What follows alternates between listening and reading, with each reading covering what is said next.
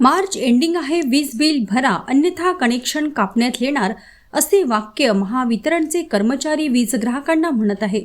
जे वीज बिल भरण्यासाठी दिरंगाई करणार त्यांचा वीज पुरवठा तात्काळ खंडित करण्याच्या सूचना महावितरणने दिल्या, असे सांगत शहरातील प्रांतिक कॉलनीत राहणाऱ्या प्रवीण प्रदीप रॉय यांचा वीज पुरवठा खंडित करण्यात आला. यावर वीज ग्राहक प्रवीणने महावितरणच्या कर्मचाऱ्याला पकडत त्याला चांगलेच खडेबोल सुनावले. याबाबतचा व्हिडिओ सुद्धा समाज माध्यमांवर व्हायरल झाला आहे.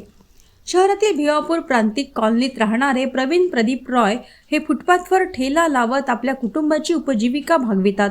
फेब्रुवारी महिन्यात त्यांना वीज बिल आले, मात्र काही कारणास्तव त्यांनी वीज बिल भरले नाही.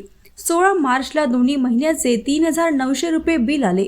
देयक दिनांकापूर्वी ते वीज बिल भरणार होते, मात्र 17 मार्च रोजी महावितरणच्या कर्मचाऱ्याने वीज बिल भरले नाही, म्हणून प्रवीण यांच्या घरातील वीज पुरवठा खांबावरून नव्हे तर थेट वीज मीटरमधून खंडित केला.